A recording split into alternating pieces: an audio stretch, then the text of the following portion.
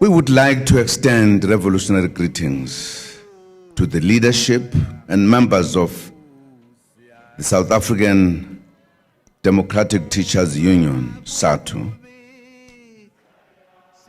We thank the progressive leadership of our teachers for inviting us to address this important 2012 SADTU National General Council. The SADTU NGC takes place most fittingly in October, a month the world dedicates to teachers, whose major activity is the celebration of World Teachers' Day on the 5th of October. This day, 5th October, has been celebrated since 1994, the year in which we formally took power in South Africa. The ANC is fully conscious of the centrality of education in winning the fight against poverty, inequality, and unemployment. It is for this reason that we declared education as an apex priority for the nation. Teachers are key, even indispensable, and a productive force in society. They are key as well in helping the nation to achieve its goals of educated nation that will enable us to deal with the challenges that our developing nation faces. Comrades, we meet during Oliver Tambo month, a month in which we honor the longest serving president of the African National Congress, who was also, incidentally, a teacher. We honor this president who believed strongly in the need for the alliance between the liberation movement, workers, and the Vanguard Party. He articulated the need for this alliance on various platforms. At the funeral of SACP's General Secretary, Moses Mabhida, President Tambo had this to say, and I quote, "Moses Mabhida knew that the durability of the alliance between the ANC, the Communist Party, and the trade union movement lay in strengthening each as an independent formation and in securing their cooperation on an entirely voluntary basis. He therefore always worked to ensure that these formations respected one another and developed among them a deep-seated feeling of revolutionary unity and interdependence," unquote. A very profound statement with regard to the understanding of the alliance and how these should work. They're first and foremost voluntary, but OR will describe it in other words that it is a relationship that emerged from the struggle. that it was not a relationship that had papers signed by leaders. So he had a very profound understanding. And I'm saying this because later, maybe at the end, I would like to emphasize the alliance. Because at times, in the hurly-burly of politics, we seem to be forgetting its importance. Like Comrade Mabida, we need to understand the importance of the alliance in the pursuit of the National Democratic Revolution. The success of the NDR depends on each component playing its role towards the achievement of the National Democratic Society, a non-racial, non-sexist, democratic and prosperous society. As SADTU, you have a critical role to play to assist us in achieving the type of society we require. You will recall that in Polokwane conference, we agreed that education should be prioritized as a key instrument of social transformation.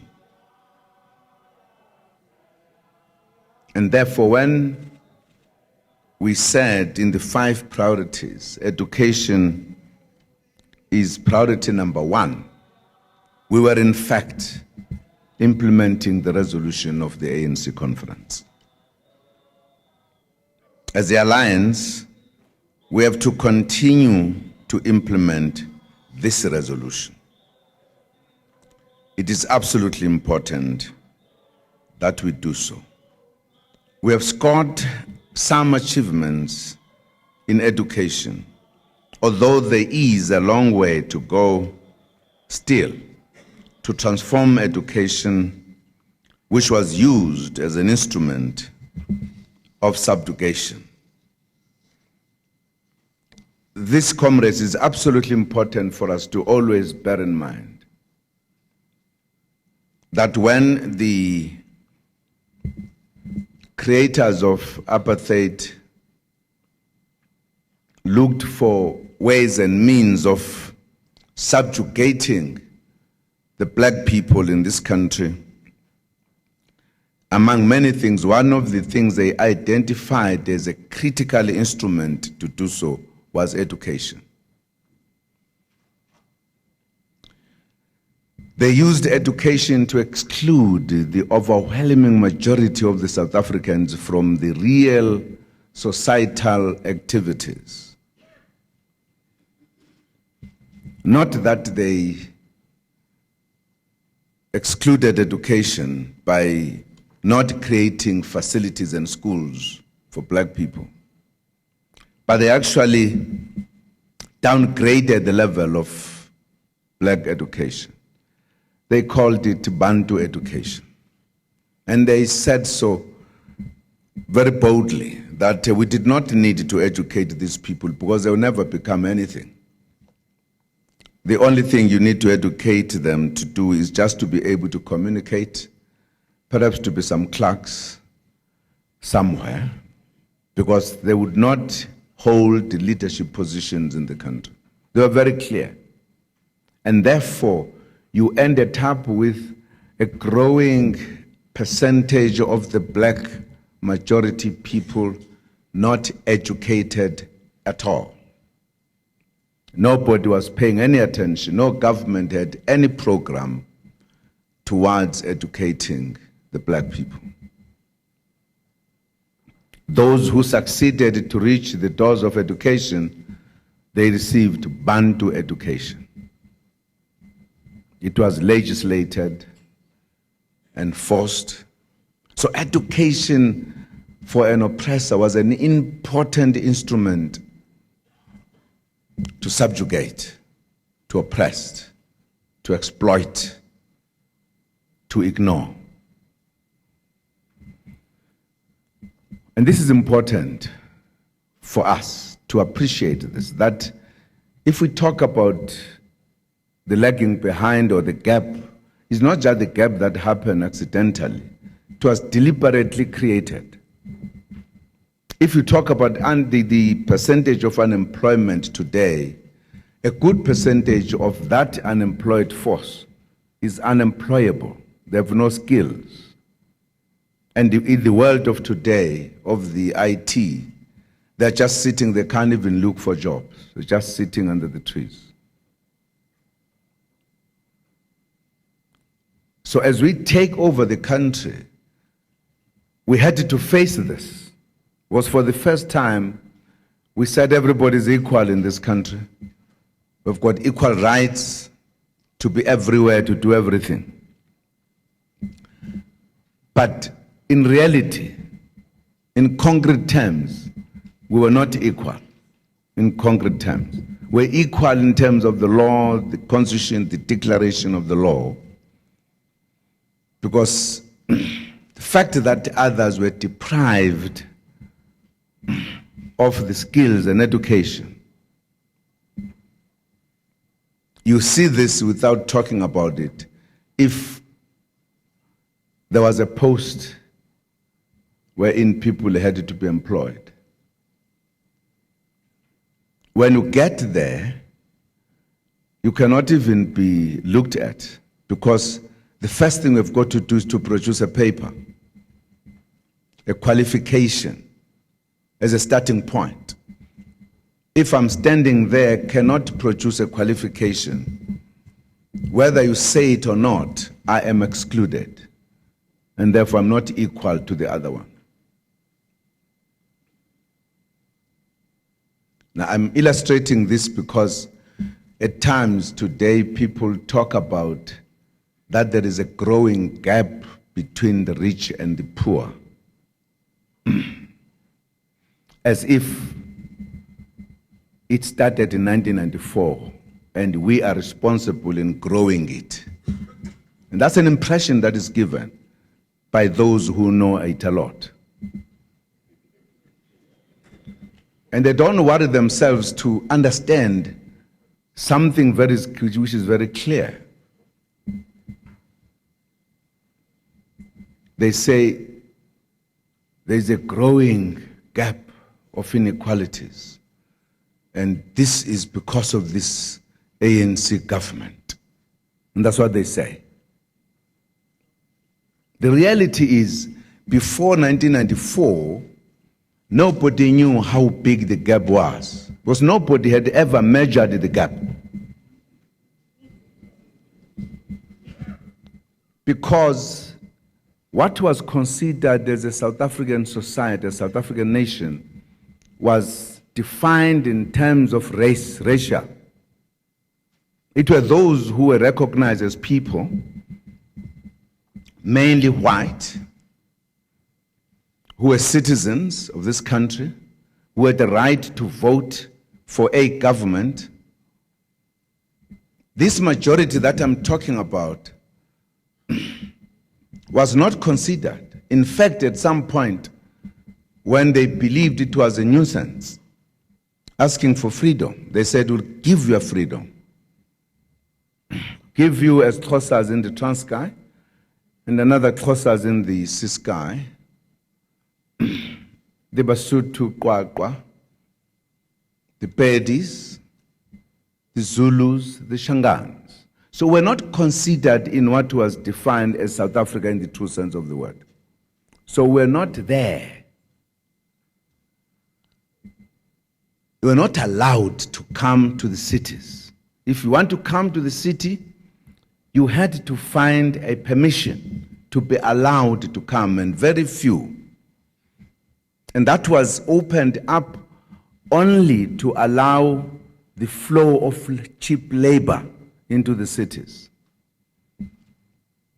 So only in 1994, when we said we're all equal, we have one constitution, nobody is restricted to move from one point or the other from this country, did we for the first time measured the situation in this country, including the gap between the rich and the poor. Only then did we discover how big it was. What we've been trying to do since 1994 has been, in fact, to close the gap rather than to widen the gap. Now, this is very important, particularly to the communicators, because apartheid creates crimes, do everything wrong, and we come bring freedom. We are now having a lot of programs to address the bad legacy of apartheid, and we are accused to be responsible for those sins. And I think it is important for us to be clear on these matters. And I'm saying at the center of that was education. Because if the majority were educated, even if they were staying in whatever corner, they would have been empowered to do whatever they wanted to do. You would have had scientists who could develop and discover things and change things.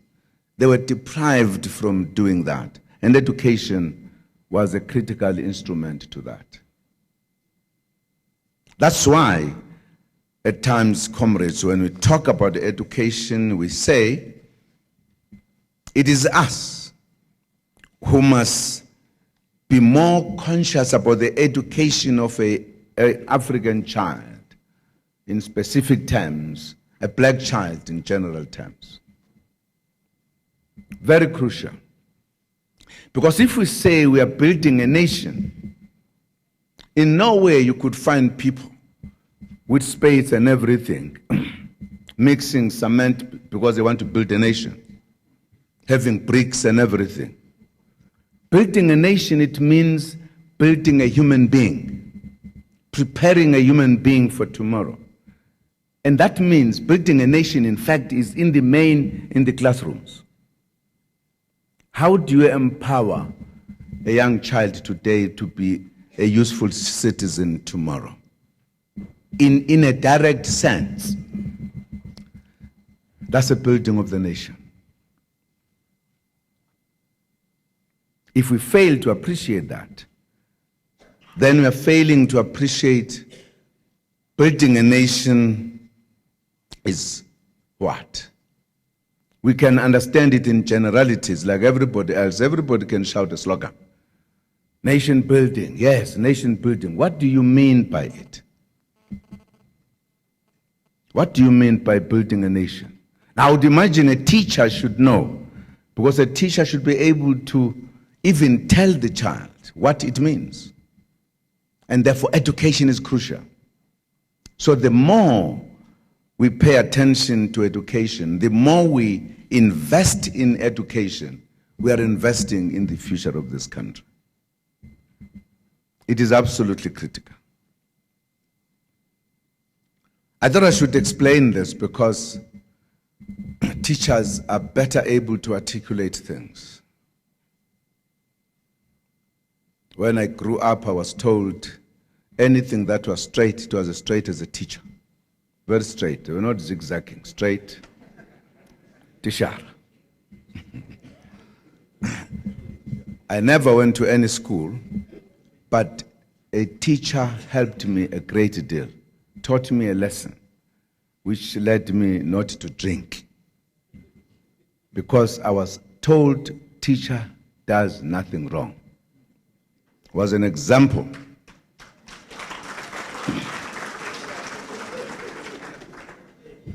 And that's why one of my ambitions was that if I went to school, I would be a teacher.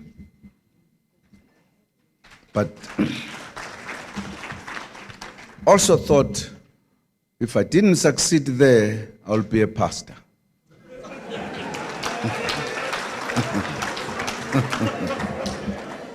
There were three things I wanted to be, which I ended up to be none of these. And the third, I wanted to be a lawyer. These were three professions I would have been. But this particular day, on a Sunday, and I like telling this story to teachers, we had our little cars, the rim of a bicycle with a stick, pushing it. It was a car. Those were our choices. on a Sunday afternoon at that road, a teacher who was wearing a black suit, white tie, a white shirt and a tie. He had gone to church in the morning. He might have been helping himself. He was thirsty on the way coming back. He was helping himself. But I think he overdid it. Because where he was branching off to where he was staying, there was a hump of a sand. He couldn't climb. He fell. And he couldn't rise. And he forgot everything. And he messed himself up. Now this, you can imagine me being told, a teacher, straight, doing nothing wrong. And this was an example of a teacher with the suit, the tie, the shirt. But here was a teacher doing something wrong. I took a decision. I'll never drink. If this food can make a teacher forget who he is, not good for me.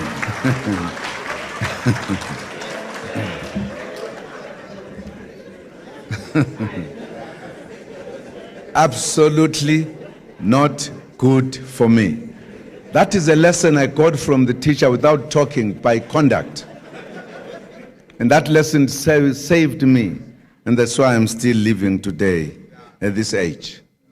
Taught by a teacher, one lesson only, not many. That's one. Just one. And in life, I appreciate, I don't even know the name of that teacher, but I appreciate it up this day because he helped me.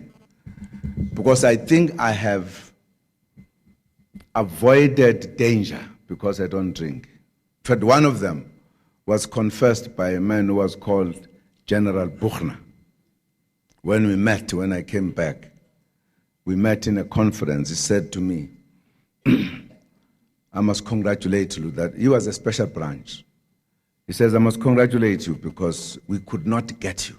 We tried in Swaziland, somewhere.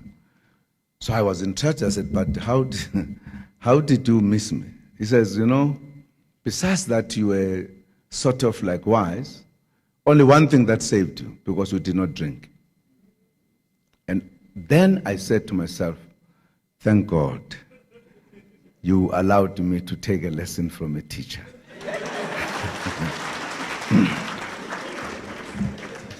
No, partly because what they used to do, they will give their agents liquor, who will pretend as if they bought liquor with his petty provision before it. And they will make you get drunk so that by the time you leave wherever you are no longer sober. They get you, they take you away. Or they had in fact developed a method of injecting poison into the liquor. And many people died, good comrades died out of it. So that's why I said, when he said this, I said it in my own heart. Thanks God, you helped me to take the lesson because it can be dangerous. All I'm saying a teacher in the understanding of society has always been taken as a person in a particular class of society. I always believe teachers must maintain that class because it is important, because you are in front of the society on a daily basis. On a daily basis. That is why in the past, how the teacher dressed was an issue. Bengangeni ngamateki ne-t-shirt azofundisa esikoleni because ingane zocabanga ukuthi ukufaka iteki ne-t-shirt is a civilized thing to do.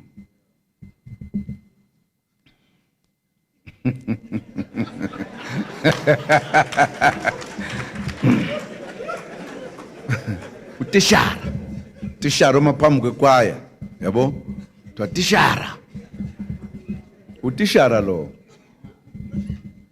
uyayibona funeka fika utisha amahle engavuleki kahle athi mayithi ubhala ueya kubhaleko eyababili.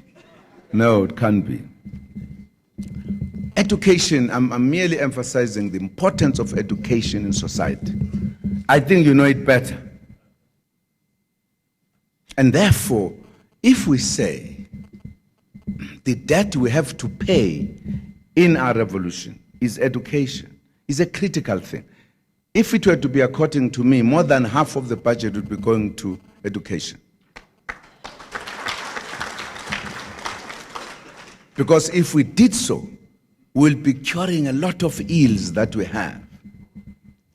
Even if we are not solving the problems overnight, but you count years, because we'll educate people who will therefore be able, when they grow up, to find employment, to create employment.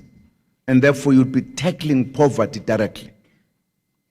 You'll also be reducing crime if you have a better empowered society.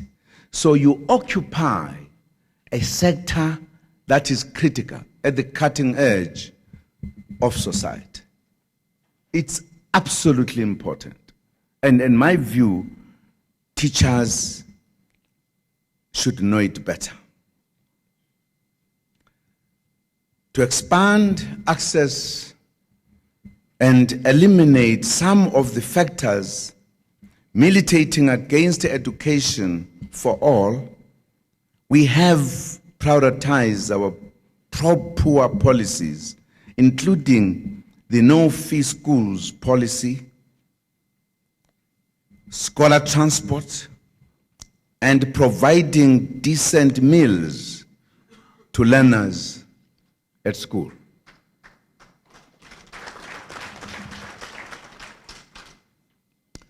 These are actions we take that emphasize our understanding how important education is. By the way, that's precisely the reason why we took a decision to split that department into basic education and higher education, so that there could be deliberate focus, particularly at the basic education. Because it's a kind of a department you couldn't just say is one of the departments. It's a serious department for society on the basis of what I've just said. In 2010, around 82% of our schools, that is the overwhelming majority, were no-fee schools. As learners write grade 12, we are encouraged by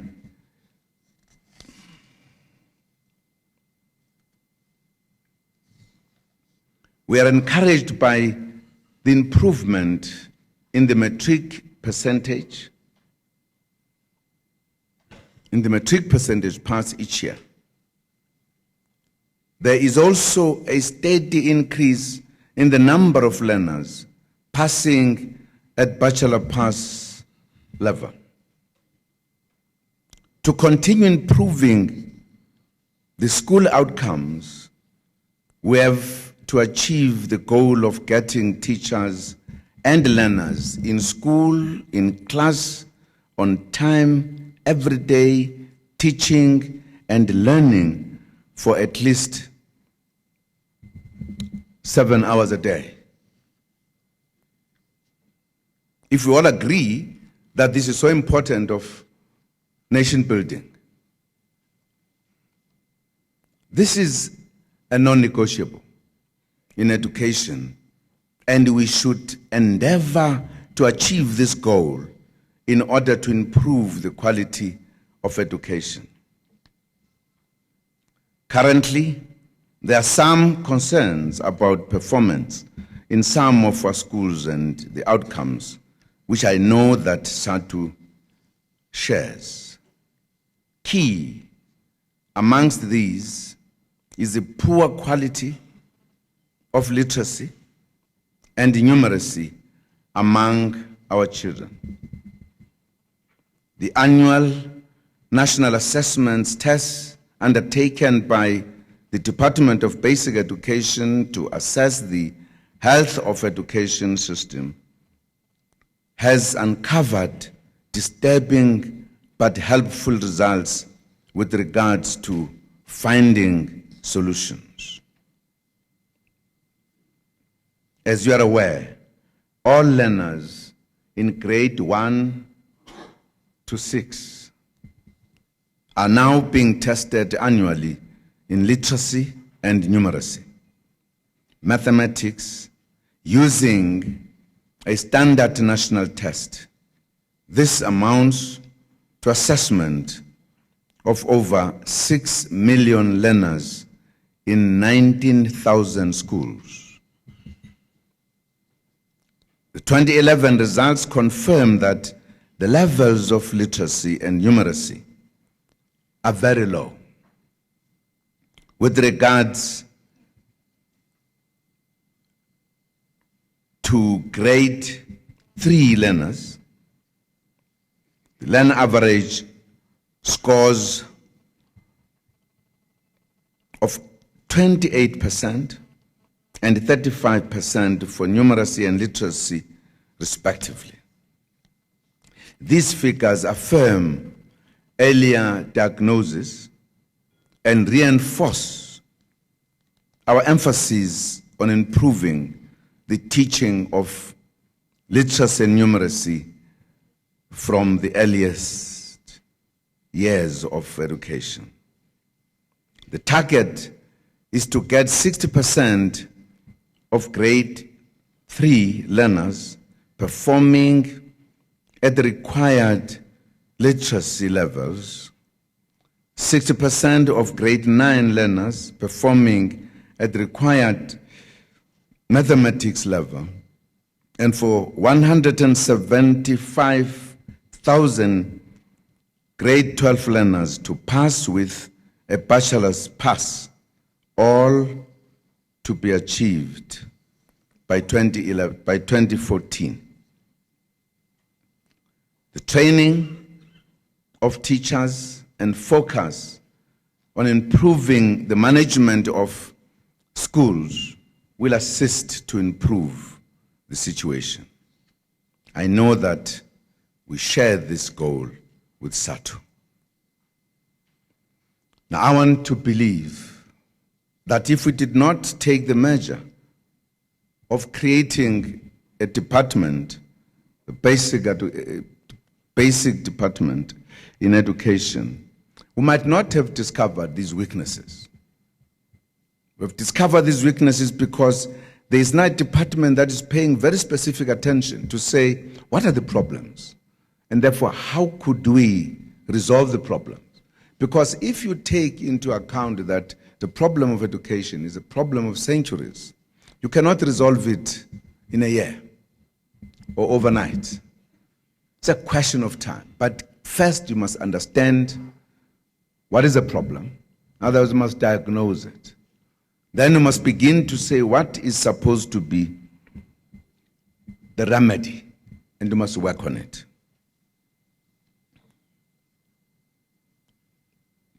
We had a severely embarrassing and unacceptable situation this year with the failure to deliver textbooks to grades 1, 2, 3, and 10 of schools in Limpopo.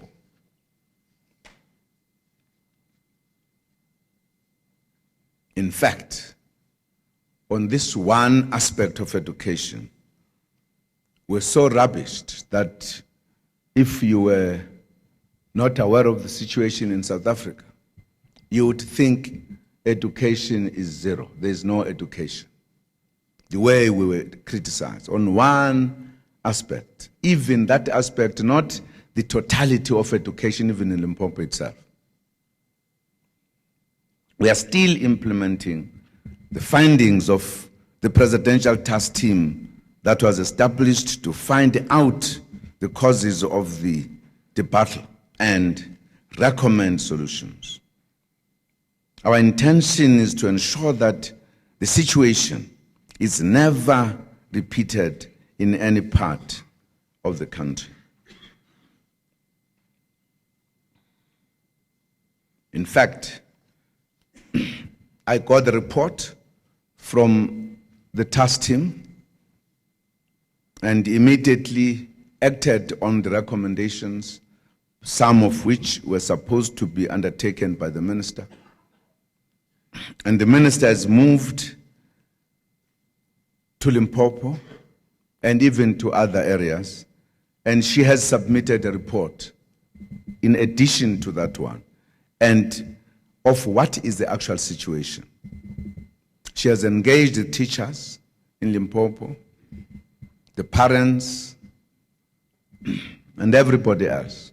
She gives a different picture, because some people are saying, and then I'm still waiting what's going to happen as we write the examinations now, because the country has been made to believe there's going to be zero pass in Limpopo, because these books, you know, and there are many issues involved in those kind of things.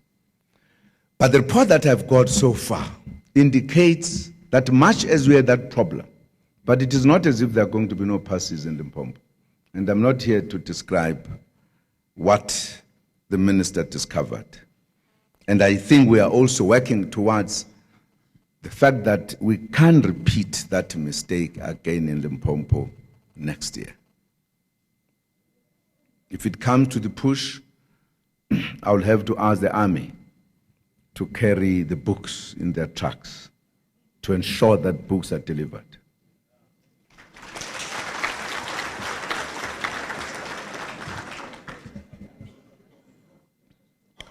With regard to the infrastructure, we are determined to ensure that no child learns in a mud school or in any inappropriate structure.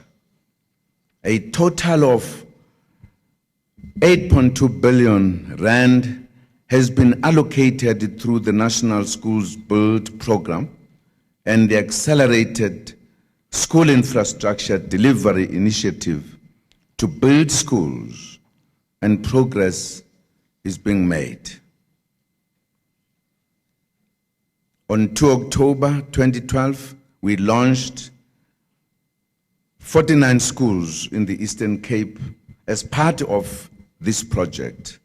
Our target is to eradicate over 3 years, 496 inappropriate structures, provide basic water to 1,257 schools, provide basic sanitation to 868 schools, and electricity to 878 schools.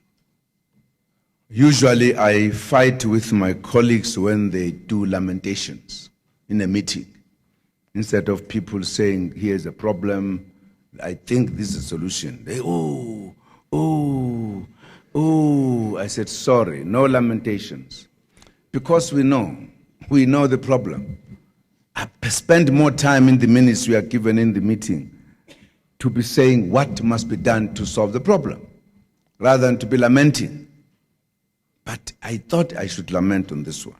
In the school I went to, yes, in the school I went to, I've been hearing about mud schools. What I saw in the Eastern Cape that we had to demolish, shocked. Absolutely shocked. I don't know how many were these rendezvous. Were they 3 or 4? There were 4 rendezvous. Old, dilapidated. You could see the sky whilst you were sitting inside. I actually wondered how kids are being taught in such things. When I was told it is mud school, I thought it is a structure of a school built with mud. I actually did not know you were talking about rendezvous.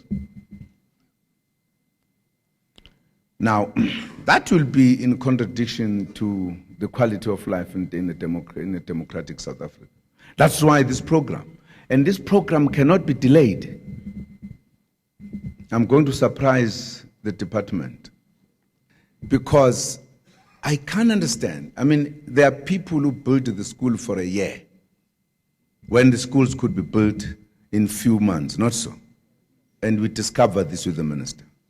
And therefore it means we have a solution in our hands. Why can't we resolve it?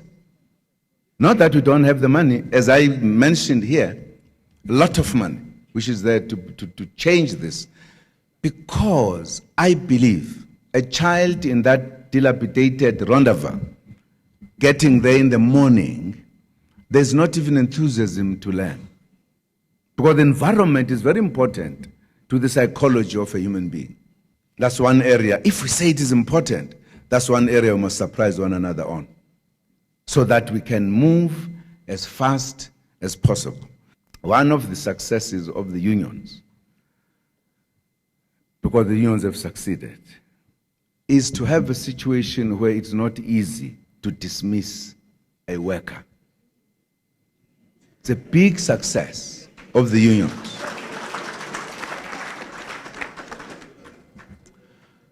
But, like anything, as you know English, the English people say, every dark cloud has.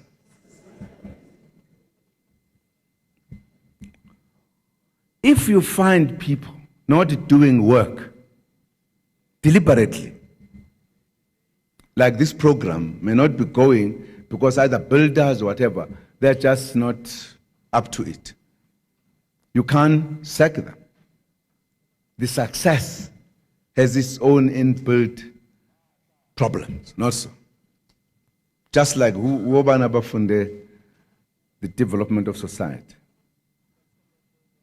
Those clever people who have beard and everything, they'll tell you as new society is growing, it is already in it, having something that's going to destroy it. Isn't that so? I was looking for the teachers and teachers were not there. Just to explain simple English. Transition. And I was looking for the communists. Where are they? Because some people say, no, you can't talk about transition, you know. Because transition, it means moving from one society to the other. You know, that one English word, that means one thing and one thing only. So I said, some people talk to me, hey, what are we going to do? Say, debate here. What's the problem? This transition. So I said, and one was a communist. He says, no, that is described as by the Marxists, you know, as transiting from capitalism to socialism.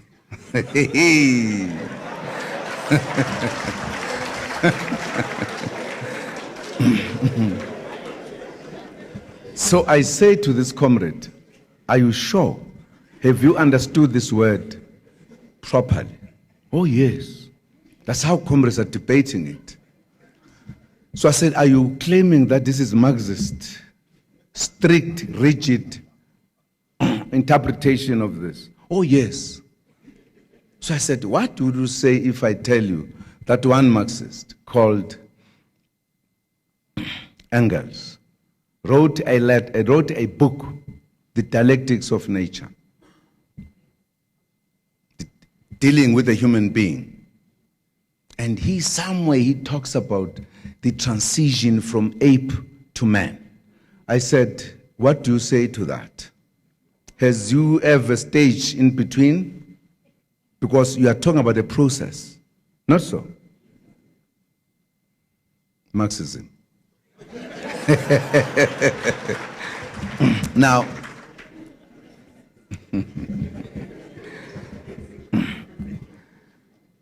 all I'm saying, successes, if they're not properly guided, because we could be criticized, and I can discover that this person does not want to do work, but I still have to go back, first give a warning, verbally, as required by law. And I must give a written warning, first warning. And the days are going by. And then the final warning. And this must be produced. Now I'm saying this is the biggest success, which people concretely as they work, they're not doing it any good service. Because we are now making people to begin to feel because that is now the abuse of a success. Because I can't understand people build a school as we discovered now. They do it for a variety of reasons, either to prolong the time so that to pay more money. We are having an urgent matter of changing the mud school into modern schools. Very crucial. But the point I'm making, even if I surprise the minister next year, I won't say to that contractor, as I would have said during the olden days, pack your tools and go now. I'll have to go and negotiate somewhere. Isn't that so? In the meantime, the kids are not going to school. That's a problem. In any way, because I'm talking to teachers, I think they have better understanding. I'm just an ordinary, uneducated fellow who comes from Kandla, you know. Mfana wenkomo nje. You may understand this better. Because it's absolutely crucial. And by the way, as the Secretary General was saying, I was an activist, a trade unionist. So when I talk about the rights of the workers and responsibilities, I'm talking about something I know very well. I was sacked in few factories for organizing. I was not an organizer, I was a volunteer organizer. Sacked few factories. One fellow who understood paid me everything. He said, "You are a trade unionist. I don't want you to come here with the trade union move. Go away, we are spoiling my workers." One time, I was organizing, asked by one fellow to help him in the hotel. And we were there. And he made a mistake to say, "I come from the office." And I talked about this Congress, Congress, you know. This was SADTU. And they're all listening, you know. And question time, first question fellow says, "Which Congress are we talking about?" I was talking about this Luthuli Congress, huh? The Congress of Chief Luthuli. And I thought I'm being clever. I said, "Oh, yes." Says, "Oh, we are born in Gosla, Ngashaba Fazbagaltula, Congress." A chain, you know, the women were beating men in the beer halls. And I realized I was in trouble. Because it meant I may not go out of this hall. Because they are going to revenge on me. So I had to try to explain that, no, there are actually two congresses, you know. There's a Luthuli one. I must have been, without saying, "Look, I don't belong to that."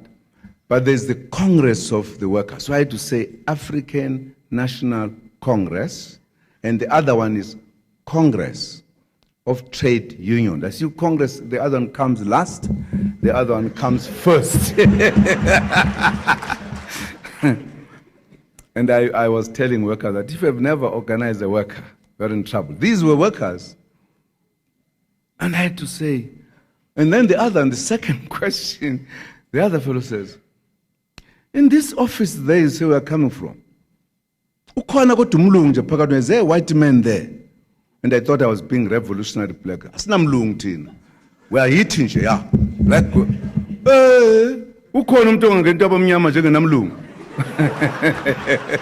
This is a worker. I then had to find a way also to say, "Have you ever heard of Rolly Aranstein? You know, in jail.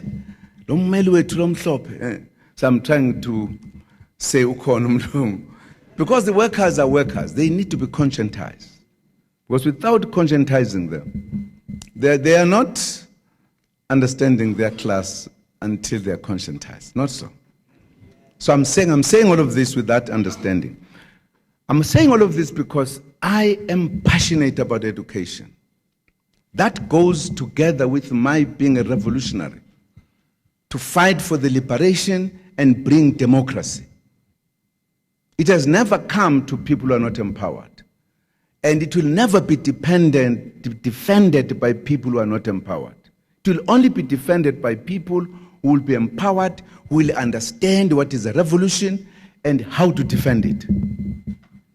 And some of us want, by the time we disappear from this earth, at least singabusi zipoki, sambe sibhekele singabheke emva, sazi ukuthi everything is right behind here. Because the nation has been empowered. The Department of Basic Education and Health are jointly implementing the Integrated Schools Health Program that aims to offer a comprehensive and integrated package of health services to all learners in the schooling system over the next 5 years. We launched the program on the 11th October 2012 at 2 schools in Refilwe, Cullinan. We cannot ignore the alarming levels of teenage pregnancy, as well as the serious problem of HIV infection among the youth. Therefore, sexual and reproductive health services should be made available. Because these are sensitive matters, consultation and engagement is essential. I'm pleased that the Departments of Basic Education and Health have consulted with you as well as other key stakeholders before we launched the program, and there is general consensus and support for it. However, 3 areas of sensitivity were identified which must be approached with care and be actively consulted with parents. These are the provision of contraception, including the distribution of condoms, voluntary HIV counseling and testing, and male medical circumcision. Each school community will be consulted first before these services are provided. We call on SADTU as the largest of our teacher unions and partner to lead this critical engagement with teachers and parents. The SGB associations have agreed to be active partners in this exercise. The Department of Health has already procured 30 state-of-the-art mobiles for the pilot national health insurance pilot sites.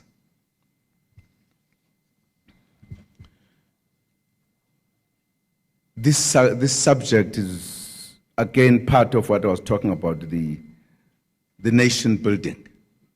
You can't allow a situation where the country has unprecedented teenage pregnancy. You know, when this issue was introduced in the cabinet by Minister of Health, Ndate Aaron Motsoaledi, now he has a way of putting things. If he puts a thing, you can think he's exaggerating. And 2 of the ministers were saying, you know, can't discuss sex in front of the kids. Where are the parents? Now, that made me to feel we need to talk about the subject. Because later, in a different meeting, I asked the question, where are the parents in the face of so much teenage pregnancy? Where are the parents?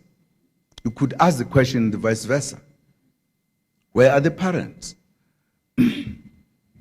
Now, people think that sex education was never done. It has always been done. We abandoned the way we're doing it, traditionally, and hoped that things will help themselves. Because they were.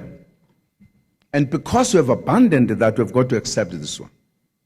It must be done properly so that we curb this problem. We can't have, because that teenage pregnancy destroys our future.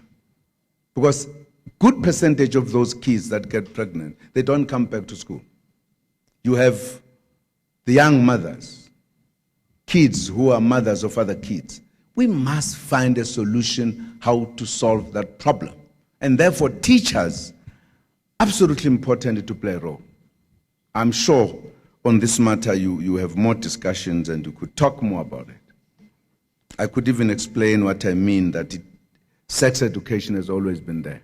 Does not necessarily have to be done by the mother. There's a way to do it so that kids are aware. Because some of them get pregnant because they simply don't know. They're just ignorant. Others are misled by others. If the information is less, they will easily be misled. Well, colleagues, as I said, we don't have all the time. Alliance relationships. I can't be with you and not talk about that one. Comrades, we all have a responsibility to strengthen the alliance.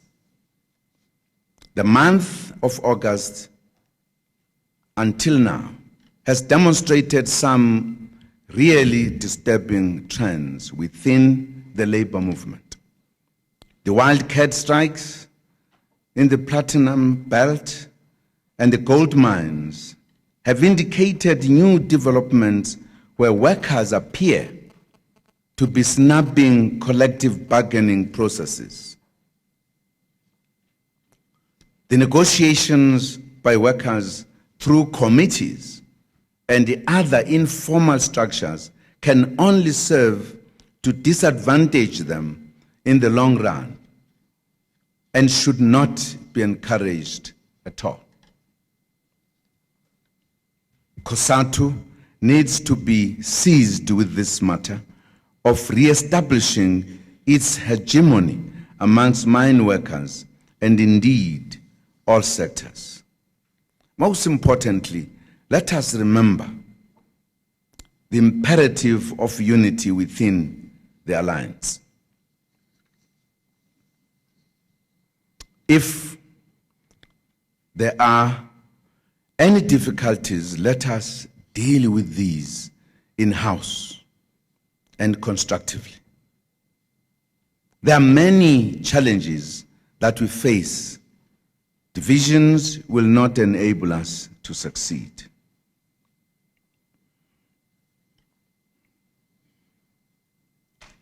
Now, comrades, I don't know how you look at it.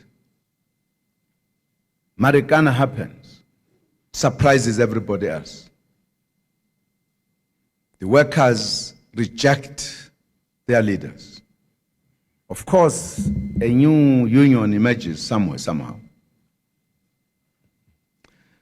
I went to a hospital to see the injured of the workers, and I talked to a number of them. And all of those that I talked to were members of NUM. But the venom they had about NUM shocked me. This says we must look at ourselves. Why should workers at this point in time really begin to look like they want to undermine so much gains and successes of the trade union movement in South Africa, including undoing existing agreements? I think it's a matter that we need to talk about as workers very seriously. And we should not shy away from it. We must find the reason. Because otherwise, things will go wrong, as I'm going to make my last point about a revolution. How revolutions go wrong if leaders take revolutions and successes for granted. You never in revolution take anything for granted. Never. That's the beginning of a fatal mistake.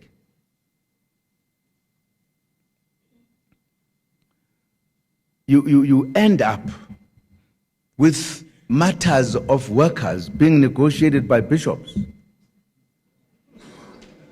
and come up with agreements. I mean, there must be something wrong. Workers don't realize historically where they come from. They've suffered, they've been killed, they've been arrested for many years.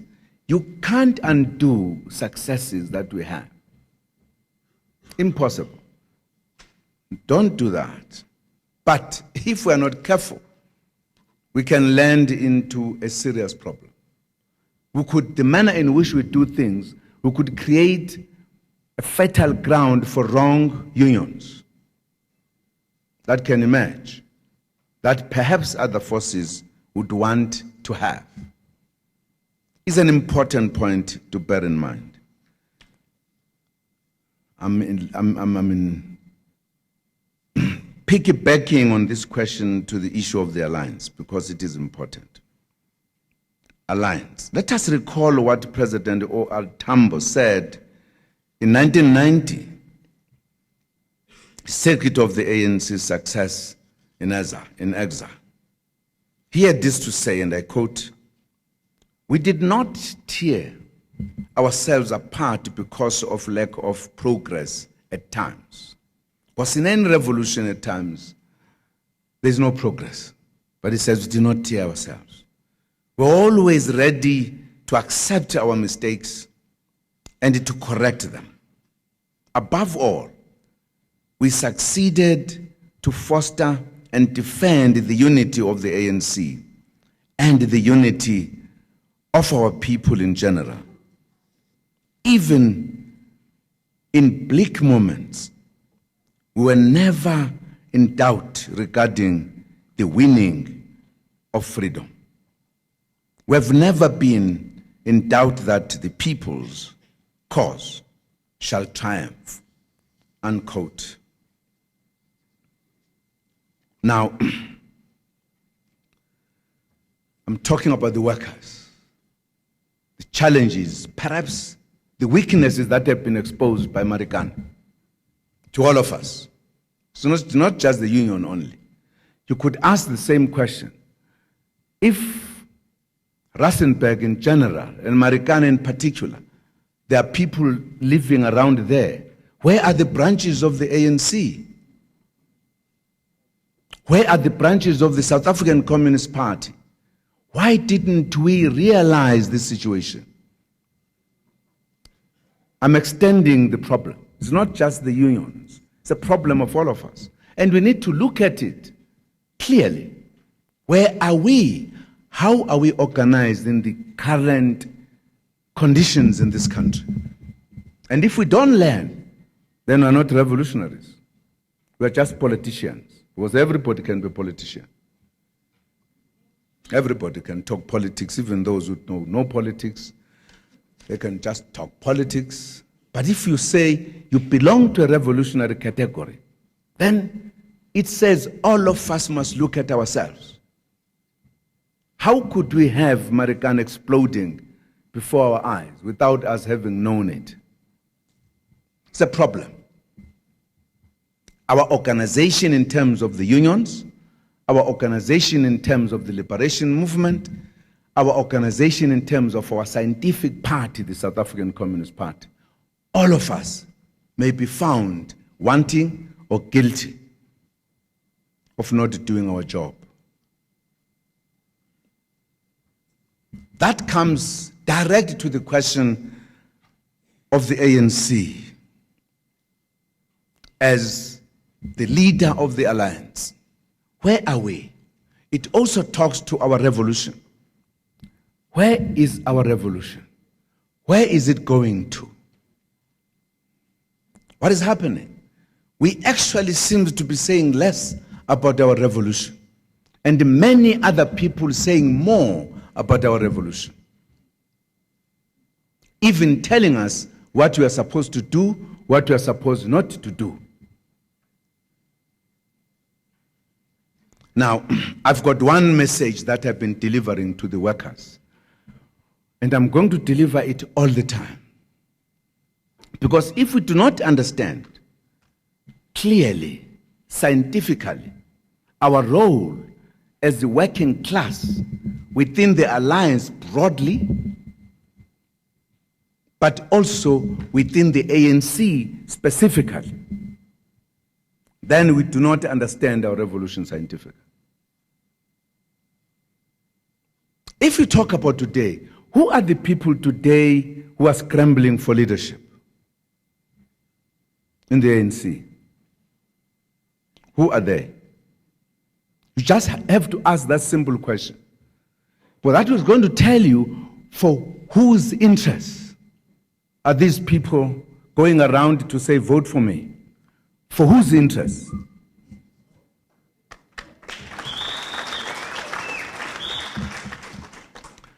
We have not seen working class leaders doing so. Where are they? Where are they? And who are doing that? And I don't want to label people because we've got visitors here. So I'm being cautious, so to speak. Now, I've made the point that if from the working class point of view, we are not in the ANC consciously, deliberately, to be part of the influencing factor within the ANC, then we've missed the point. We all agree that the ANC is a broad church. That means every element of society is there. There are many interests in the ANC. And if the workers are not there, other interests are going to dominate. And how do you dominate the ANC? You become part of it, you become active, you become noticed, you become elected. Right? You know, you don't have to guess about revolution, otherwise out of the way. We've got to be very certain about the revolution.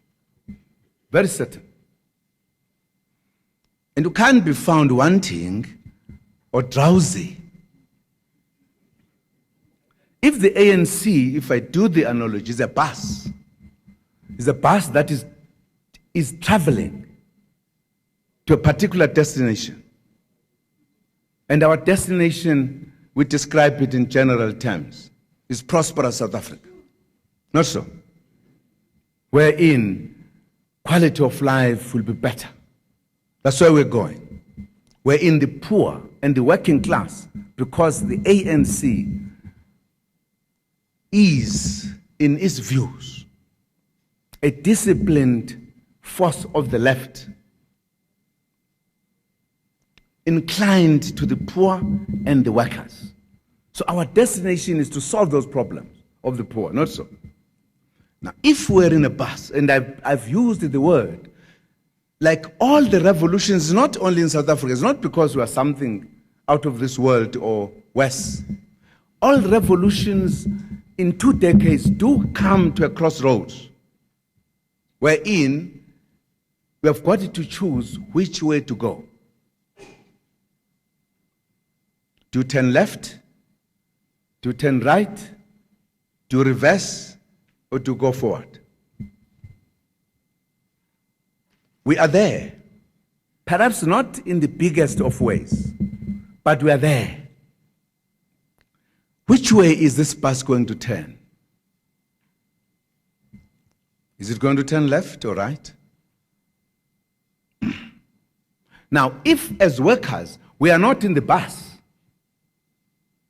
why should we be certain that the bus is going to the right direction? And why are we not in the bus? If we are knowing where we're going. You need to be in the bus. Not just as a passenger, passive passenger sitting at the back seat. Well, this bus can turn right with you. You need to be nearer the front. Strive to be a conductor so that you can tell the driver, this way, please, this way, please. But ideally, be the driver of the bus. This means, comrades, this means workers, leaders, must be in the National Executive Committee of the African National Congress. If we are not there, you cannot determine the destination, nor the direction of the bus.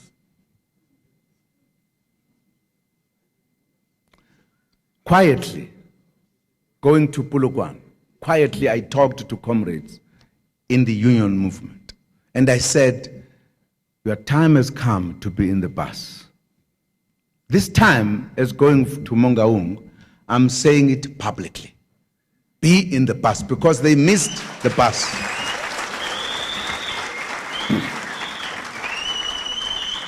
Because they missed the bus in Polokwane. Ended up with people who cannot describe in the bus, who were fighting for the steering wheel, as they do now.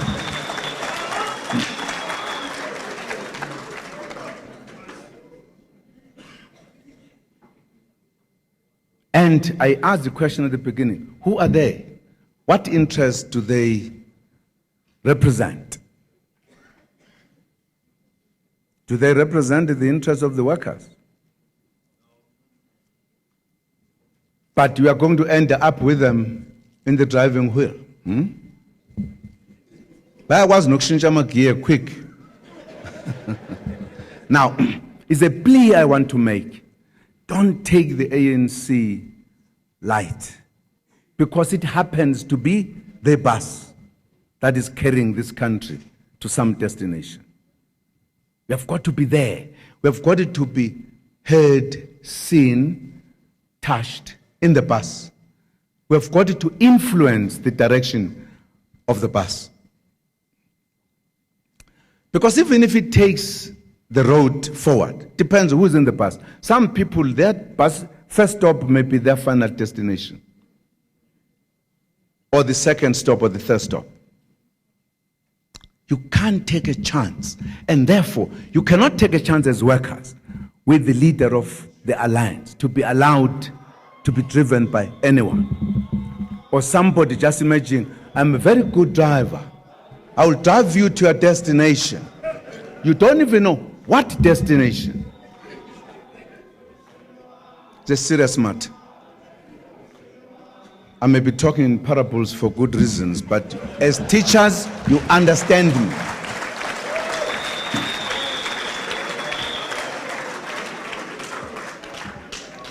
The challenge is now. Our revolution is on the crossroads. And it's a matter of weeks. The bus will move. Which way will it be moving? At what speed? Because again, the speed counts.